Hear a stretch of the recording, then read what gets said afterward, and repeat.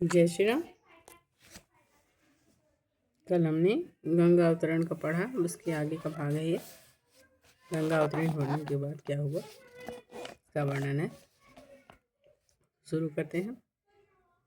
स गत्वा सागरं राजा गंगयानुगतस्तदा प्रविवेश तलं भूर्मे यत्र ते भस्मा सत्कृताः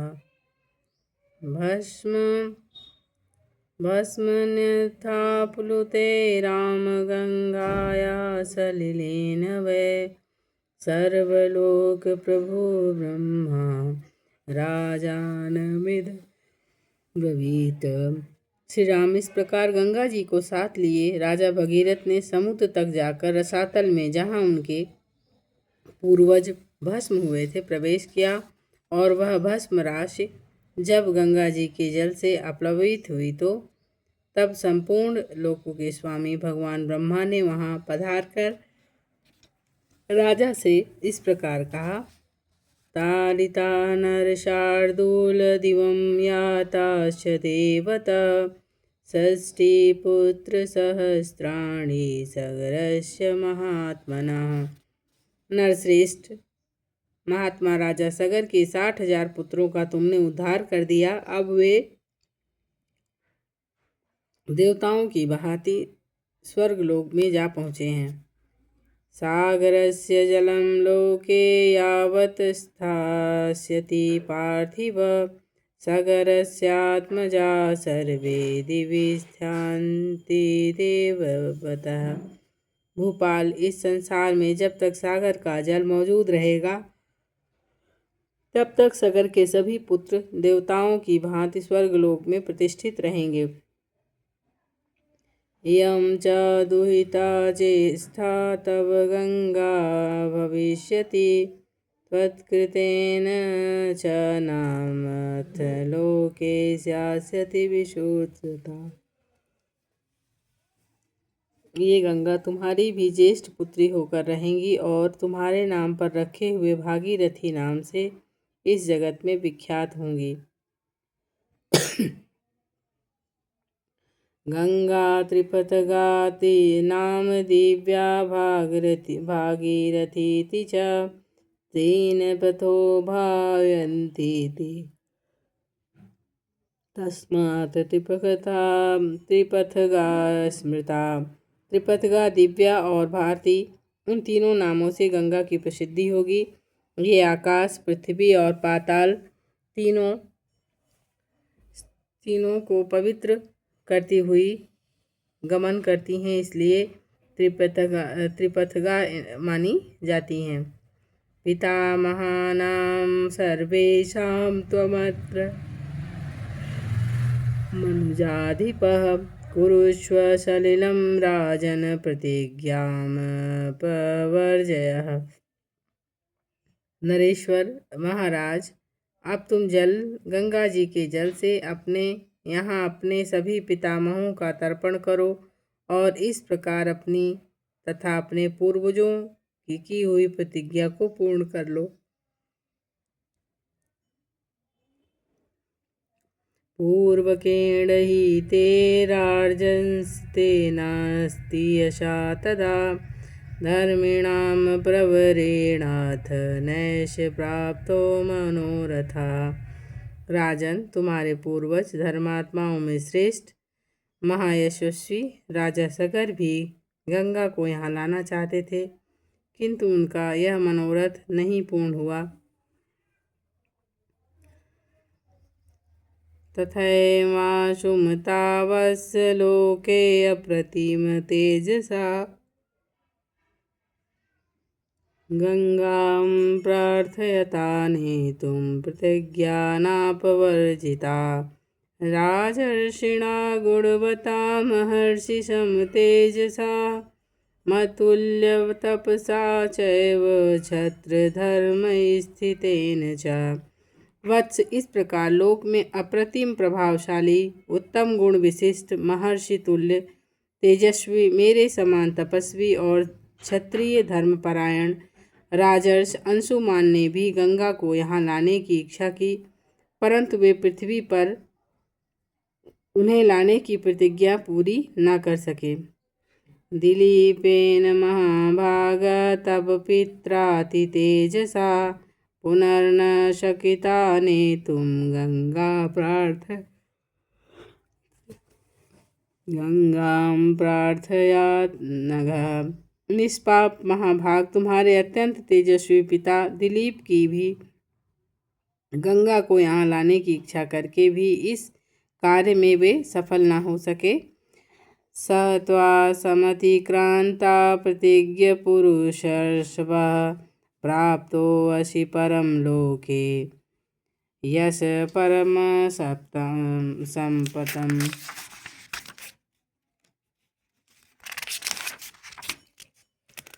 पुरुष प्रवर, तुमने गंगा को भूतल पर लाने की वह प्रतिज्ञा पूर्ण कर ली जिससे इससे संसार में तुम्हें परम उत्तम एवं महान यश की प्राप्ति हुई है। तच्च गंगावतरणं त्वया कृतमन्दिरिन्दम् अनेन च भवान् प्राप्तो धर्मस्यायतनं महत्। शत्रुदमन, तुमने जो गंगा जी को पृथ्वी पर उतारने का कार्य पूरा किया है उससे उस महान ब्रह्मलोक पर अधिकार प्राप्त कर लिया है जो धर्म का आश्रय है। प्लावयस्व त्वामात्मानं नरोत्तम सदोचिते सलिले पुरुष श्रेष्ठ शुचि पुण्य फलो भवः। नरश्रेष्ठ पुरुष प्रवर, गंगा जी का जल सदा ही स्नान के योग्य है। तुम स्वयं भी इसमें स्नान करो और पवित्र होकर पुण्य का फल प्राप्त करो। पितामहानां सर्वेषां कुरुष्व सलिलक्रियां स्वस्ति ते अस्तु गमिष्यामि स्वं लोकं गम्यता नृपा। नरेश्वर, तुम अपने सभी पितामहों का तर्पण करो, तुम्हारा कल्याण हो। अब मैं अपने लोक को जाऊंगा, तुम भी अपनी राजधानी को लौट जाओ। इत्येतमुक्त्वा देवेश सर्वलोकपितामहः यथागतं तथा गच्छद देवलोकं महायशः। ऐसा कहकर सर्वलोक पितामह महायशस्वी देवेश्वर ब्रह्मा जी जैसे आए थे वैसे ही देवलोक को लौट गए। भगीरस्थो राजर्षि कृत्वा सलिलमुत्तमं यथाक्रमं यथा न्यायं सागराणां महायशः। कृतोदकशुचि राजा स्वपुरं प्रविवेशः समृद्धार्थो नरश्रेष्ठ स्वराज्यं प्रशशासः। नरश्रेष्ठ, महायशस्वी राजर्षि राजा भगीरथ भी गंगा जी के उत्तम जल से क्रमशः सभी सगर पुत्रों को विधिवत तर्पण करके पवित्र हो अपने नगर को चले गए। इस प्रकार सफल मनोरथ होकर वे अपने राज्य का शासन करने लगे। प्रमुमोद च लोकस्तं नृपमासाद्य राघव नष्ट शोक समृद्धार्थो बभूव विगत ज्वरः। रघुनंदन, अपने राजा को पुनः सामने पाकर प्रजावर्ग की बड़ी प्रसन्नता हुई। सबका शोक जाता रहा, सबके मनोरथ पूर्ण हुए और चिंता दूर हो गई। एष ते राम गंगाया विस्तरो अभिभीतो मया स्वस्ति प्राप्नुहि भद्रं ते संध्या कालो अतिवर्तते। श्री राम, यह गंगा जी की कथा मैंने तुम्हें विस्तार के साथ कह सुनाई। तुम्हारा कल्याण हो। अब जाओ, मंगलमय संध्या वंदन आदि का संपादन करो और देखो संध्या काल बीता जा रहा है। धन्यं यशस्यमायुष्यं पुत्रं स्वर्गमथापि च यः श्रावयति विप्रेषु क्षत्रियेषु इतरेषु च। प्रीयन्ते पितरस्तस्य प्रीयन्ते देवतानि च इदमाख्यानमायुष्यं गंगावतरणं शुभम। यह गंगा अवतरण का मंगलमय उपाख्यान आयु बढ़ाने वाला है, यश, धन, आयु, पुत्र और स्वर्ग की प्राप्ति कराने वाला है। जो ब्राह्मणों, क्षत्रियों और दूसरे वर्ण के लोगों को भी यह कथा सुनाता है, उसके ऊपर देवता और पितृ प्रसन्न होते हैं। यह शृणोति च काकुत्स्थस्य सर्वान् कामनवाप्नुयात् सर्वे पापाः प्रणश्यन्ति आयुर्कीर्तिश्च वर्धते। ककुत्स्थ कुलभूषण जो इसका श्रवण करता है वह संपूर्ण कामनाओं को प्राप्त कर लेता है, उसके सारे पाप नष्ट हो जाते हैं और आयु की वृद्धि और कीर्ति का विस्तार होता है। विश्वामित्र वचः श्रुत्वा राघवः सह लक्ष्मणः विस्मयं परं गत्वा विश्वामित्र यथा ब्रवीत। विश्वामित्र जी की बातें सुनकर लक्ष्मण सहित श्री रामचंद्र जी को बड़ा विस्मय हुआ। वे मुनि से इस प्रकार बोले, अत्युत्थतमिदं ब्राह्मण कथितं परं त्वया गंगावतरणं पुण्यं सागरस्यापि पूर्णम्।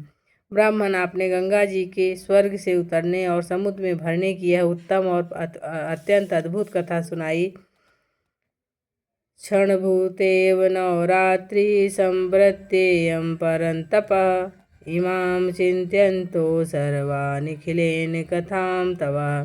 काम, क्रोधादि शत्रुओं का संताप देने वाले महर्षि, आपकी कही हुई संपूर्ण कथा पर पूर्ण रूप से विचार करते हुए हम दोनों भाइयों की यह रात्रि एक क्षण के समान बीत गई। तस्य सा सर्वरी सर्वा मम सौमित्रणा सह जगाम चिंतयानस्य विश्वामित्र कथाम शुभाम। विश्वामित्र जी लक्ष्मण के साथ इस शुभ कथा पर विचार करते हुए ही मेरी यह सारी रात बीती है।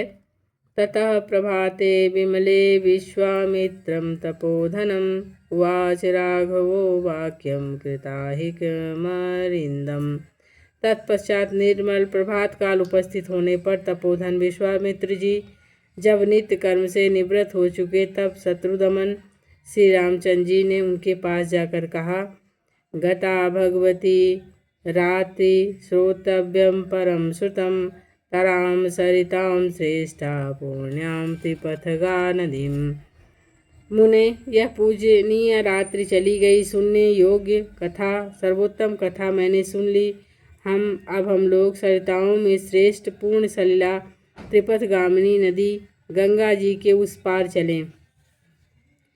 नौरेशा हि सुखास्तीर्णा ऋषीणां पूर्णकर्मकाणां भगवन्तमिह प्राप्तं ज्ञात्वा त्वरितम् आगता।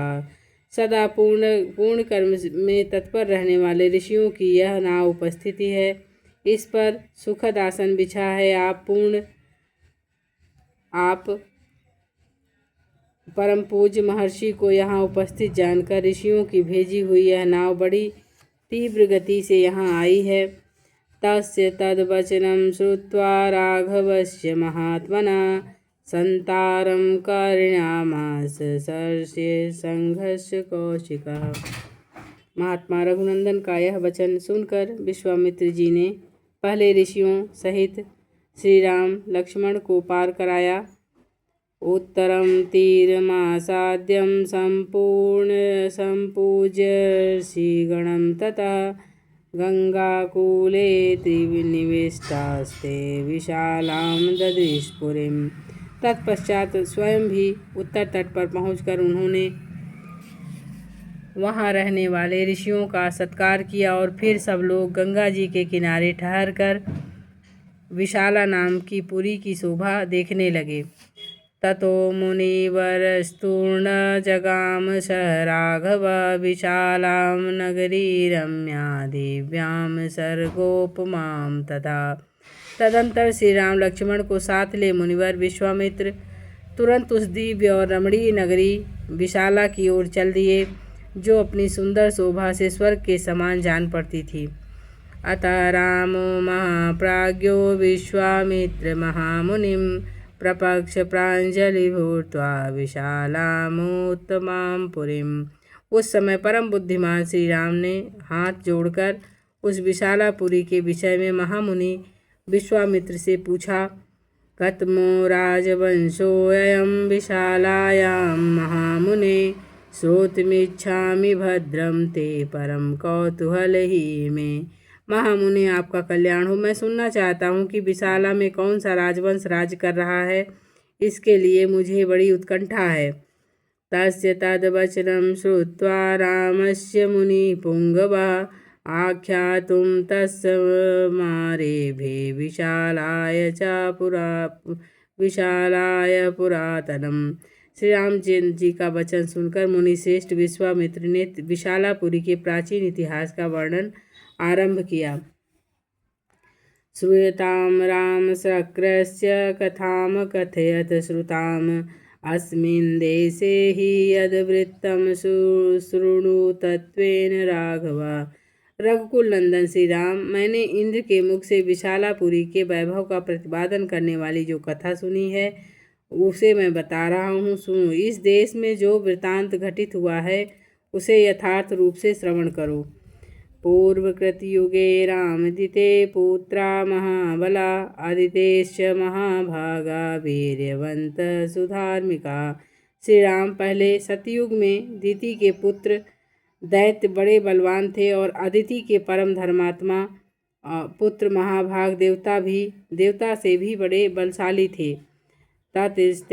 ततिस्तेषां नरव्याघ्र बुद्धिराशीन् महात्मनाम् अमरा विजराश्चैव कथं श्यामो निरामया। पुरुष सिंह उस महामना दैत्यों और देवताओं के मन में विचार हुआ कि हम कैसे अजर अमर और निरोग हों। तेषां चिंतायां तत्र बुद्धिरासीद् विशिष्टतां शिरोधमन्थनं कृत्वा रसप्राप्स्यां तत्र वै। इस प्रकार चिंतन करते हुए उन विचारशील देवताओं और दैत्यों की बुद्धि में यह बात आई कि हम लोग क्षीर सागर का मंथन करें तो उसमें निश्चय ही अमृतमय रस को प्राप्त कर लेंगे। ततो निश्चित्य मंथनं योक्तं कृत्वा च वासुकिं मंथानं मंदरं कृत्वा ममंथुरमितौजसा। समुद्र मंथन का निश्चय करके उन अमित और तेजस्वी देवताओं और दैत्यों ने वासुकी नाग को रस्सी और मदरांचल को मथानी बनाकर क्षीर सागर को मथना आरंभ किया।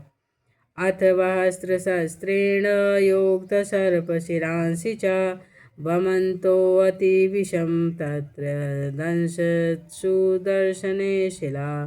तदंतर 1000 वर्ष बीतने पर रस्सी के बने हुए सर्प के बहुसंख्यक मुख अत्यंत विष उगलते हुए वहाँ मदरांचल की शिलाओं को अपने दांतों से डसने लगे। उपपाताग्रिशंकाश हलाहल महाविषम तेन दग्धम जगत सर्व सदेवासुरमानुषम। अतः उस समय वहाँ अग्नि के समान दाहक हलाहल नामक महाभयंकर विष ऊपर को उठा। उसने देवता सुर और मनुष्यों सहित संपूर्ण जगत को दग्ध करना आरंभ किया। अथ देवता महादेवं शंकरं शरणार्थिनः जग्मु पशुपतिं रुद्रं त्राहि त्राहि ते तुष्टुवो। यह देखकर देवता लोग शरणार्थी होकर सबका कल्याण करने वाले महान देवता पशुपति रुद्र की शरण में गए और त्राहि त्राहि की पुकार लगाकर उनकी स्तुति करने लगे। एवं मुक्त स्तुत्यो देव देवे देवेश्वरा प्रभु प्रदुरासीत ततोत्रैव शंख चक्रधरो हरि। देवताओं के इस प्रकार पुकारने पर देव देवेश्वर भगवान शिव वहाँ प्रकट हुए। फिर वहीं शंख चक्रधारी भगवान श्री हरि की भी उपस्थिति हुई। उवाचैनं स्मितं कृत्वा रुद्रं शूलधरं हरि देवतेमर्थ्यामाने तु यत्पूर्वसमुपस्थितं तत्त्वदीयं सुरश्रेष्ठसुराणामग्रतो हि यतः अग्रपूजां सिंहं स्थित्वा ग्रहाणेदं विषं प्रभो। श्रीहरि ने त्रिशूलधारी भगवान रुद्र से मुस्कुराकर कहा, सुरश्रेष्ठ, देवताओं के समुद्र मंथन करने पर जो वस्तु सबसे पहले प्राप्त हुई है वह आपका भाग है, क्योंकि आप सब देवताओं में अग्रण्य हैं। प्रभो, अग्र पूजा के रूप में प्राप्त हुए इस विष को आप यहीं खड़े होकर ग्रहण करें। इत्युक्ता च सुरश्रेष्ठस्तत्रैवानन्तर्धीयत देवतानां भयं दृष्ट्वा श्रुत्वा वाक्यं तु सार्गिणः हलाहलं विषं घोरं संग्रहाजमृतोपमं देवान् विसर्ज्य देवेशो जगाम भवान हरः। ऐसा कहकर देव शिरोमणि विष्णु वहीं अंतर्ध्यान हो गए और देवताओं का भय देखकर और भगवान विष्णु की पूर्वोक्त बात को सुनकर देवेश्वर भगवान रुद्र ने उस घोर हलाहल विष को अमृत के समान मानकर अपने कंठ में धारण कर लिया और देवताओं को विदा करके वे अपने स्थान पे चले गए। ततो देवशुरा सर्वे ममंथु रघुनंदन प्रविवेशाथ पातालं मंथानं पर्वोत्तमम्। रघुनंदन तत्पश्चात देवता और असुर सब मिलकर क्षीर सागर का मंथन करने लगे। उस समय मथानी बना हुआ उत्तम पर्वत मंदर पाताल में घुस गया। ततो देवास गंधर्वास्तु तुष्टो मधुसूदनं त्वं गति सर्वभूतानां विशेषण दिवोकसम् पालयास्मान् महाबाहो गिरिमुद्धर्तु महर्षि। तब देवता और गंधर्व भगवान मधुसूदन की स्तुति करने लगे। महाबाहो, आप ही संपूर्ण प्राणियों की गति हैं, विशेषतः देवताओं के अवलंबन तो आप ही हैं। आप हमारी रक्षा करें और इस पर्वत को उठाएं। इति श्रुत्वा ऋषिकेश कामठं रूपमाय स्थिता पार्वतं पृष्ठतः कृत्वा शिशित्रदो दधो हरि। यह सुनकर भगवान ऋषिकेश ने कच्छप का रूप धारण किया और उस पर्वत को अपनी पीठ पर रखकर वे श्रीहरि वहीं समुद्र के भीतर सो गए। पर्वतांगम तु लोकात्मा हस्तकेनाक्रम्य केशव देवतानां मध्यतः स्थित्वा मन्मथा पुरुषोत्तमः। फिर विश्वात्मा पुरुषोत्तम भगवान केशव उस पर्वत शिखर को हाथ से पकड़कर देवताओं के बीच में खड़े होकर स्वयं भी समुद्र मंथन करने लगे। अथ वर्षसहस्रेण आयुर्वेदमयः पुमान् उत्तिष्ठ सुधर्मात्मा सदण्डशकमण्डलु पूर्वधन्वन्तरीणाम अप्सराश्च सुवर्चसः। तदंतर 1000 वर्ष बीत जाने पर क्षीर सागर से एक आयुर्वेदमय धर्मात्मा पुरुष प्रकट हुए, जिनके एक हाथ में दंड और दूसरे में कमंडल था। उनका नाम धन्वंतरी था और उनके प्राकट्य के बाद सागर से सुंदर कांति वाली बहुत सी अप्सराएं प्रकट हुईं। अप्सु निर्मर्था न देवरसात् तस्मात् वरस्त्रियः उत्पेतु मनुर्ज श्रेष्ठ तस्मात् अप्सरो अभवत्। नरश्रेष्ठ, मंथन करने से अप जल में उसके रस से वे सुंदर स्त्रियां उत्पन्न हुई थीं, इसलिए उन्हें अप्सरा कहलाईं। षष्टिकोटयो अम्भवस्तासामप्सराणां सुवर्चसाम् असंख्येयास्तु काकुत्स्थयास्तां परिचारिका। काकुत्स्थ उन सुंदर कांति वाली अप्सराओं की संख्या 60 करोड़ थी। जो उनकी परिचारिकाएं थीं उनकी तो गणना ही नहीं की जा सकती थी। वे सब असंख्य थीं। न तां स्म पर प्रतिगृहन्ति सर्वे ते देवदानवः अप्रतिग्रहणादेव वे साधारणया स्मृताः। उन अप्सराओं को समस्त देवता और दानव कोई भी अपनी स्त्री के रूप में, पत्नी के रूप में ग्रहण न कर सके, इसलिए वे साधारणा मानी गईं। वरुणस्य तत्कन्या वारुणी नगुरंदन उत्पपात महाभागा मार्गमाणा परिग्रहम। रघुनंदन, तदंतर वरुण की कन्या वारुणी, जो सुरा की अभिमानिनी देवी थी, प्रकट हुई, अपने को स्वीकार करने वाले पुरुष की खोज करने लगी। दिते पुत्रानाता रामं जग्रहुर्वरुणात्मजाम् आदितेयस्तु सुता वीरं जग्रहुस्तामिनिन्दिताम्। वीर राम, दैत्यों ने उस वरुण कन्या की सुरा को नहीं ग्रहण किया, परंतु अदिति के पुत्रों ने इस अनिंद सुंदरी को ग्रहण कर लिया। असुरास्तेन दैतेयासुरास्तेनादिते सुता इष्टा प्रमुदिताश्चान वारुणी ग्रहणात् सुरा। सुरा से रहित होने के कारण दैत्य असुर कहलाए और सुरा सेवन के कारण ही अदिति के पुत्रों की सुर संज्ञा हुई। वारिणी को ग्रहण करने वाले देवता लोग हर्ष से उत्फुल्ल और आनंद मग्न हो गए। उच्चैस्रवाहय श्रेष्ठो मणिरत्नं च कौस्तुभम् उदतिष्ठर्नरश्रेष्ठ तैथवामृतमुत्तमम्।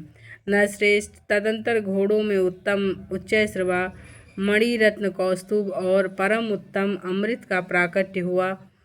अथ तस्य कृते राम महानासीत् कुलक्षयः आदितेयस्तु ततः पुत्रादितिपुत्रानयोधनय। श्री राम, उस अमृत के लिए देवताओं और असुरों के कुल का महान संहार हुआ और अदिति के पुत्र दिति के पुत्रों के साथ युद्ध करने लगे।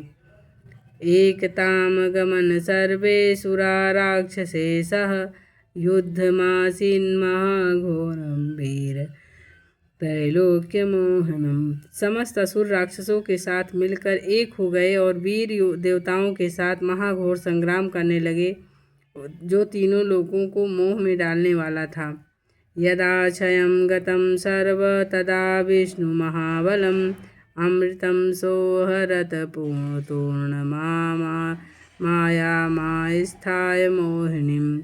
जब देवताओं और असुरों का सारा समूह क्षीण हो चला, तब महाबली विष्णु ने मोहिनी का माया का आश्रय लेकर तुरंत ही विष का अपहरण कर लिया। ये गतां विमुखं विष्णुमक्षरं पुरुषोत्तमं संपष्टितास्ते तदा युद्धे विष्णु नाम प्रभविष्णुना। जो दैत्य बलपूर्वक अमृत छीन लाने के लिए अविनाशी पुरुषोत्तम भगवान विष्णु के सामने गए, उन्हें प्रभावशाली भगवान विष्णु ने उस समय युद्ध में पीस डाला।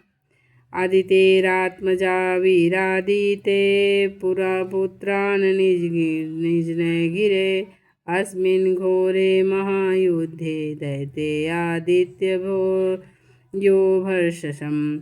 देवताओं और दैत्यों के उस घोर महायुद्ध में अदिति के वीर पुत्रों ने दिति के पुत्रों का विशेष संहार किया। निहत्य दिति पुत्रांशु राज्यं प्राप्स्य पुरंदरः शशास मुदितो लोकान् सर्षि संघान सचारणान्। दैत्यों का वध करने के पश्चात त्रिलोकी का राजपथ पाकर देवराज इंद्र बड़े प्रसन्न हुए और वे ऋषियों और चारणों सहित समस्त लोकों का शासन करने लगे।